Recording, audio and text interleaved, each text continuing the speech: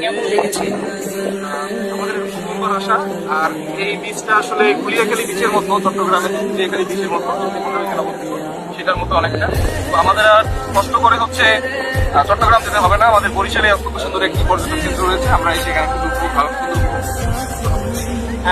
আপনি এইখানে আপনি যে গুলিয়াখালীর কথা বলেছেন, তো গুলিয়াখালীর বীজটা নাকি আপনার এই যে অপরিচ্ছন্নতা, তো সেটার দিক থেকে এটা কেমন হয়েছে? আমি এখানে এসে একটা প্লাস্টিকের কোনো বা পলিথিন কোনো কিছুই পাইনি। এবং আমাদের যে পানিটা রয়েছে আপনি দেখতে পারেন যে একদম মিঠা পানি, এবং পানিতে কোনো ময়লাও নেই। আর এই পানি পেটে গেলেও আমার কাছে মনে হয় যে কোনো কিছু হবে না। তো আমরা খুব স্বচ্ছন্দভাবে এখানে গোসল করতে পেরেছি এবং আমরা সুন্দর জিনিস উপভোগ করতে পেরেছি। কতজন এসেছি?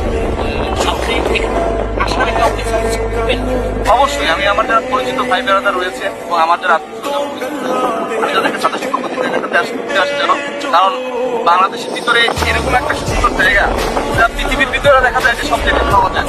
তো যারা এখানে স্থানীয় পরিশ্রম রয়েছে তারা যদি এইখান থেকে আরো সুন্দর করে পর্যটনকে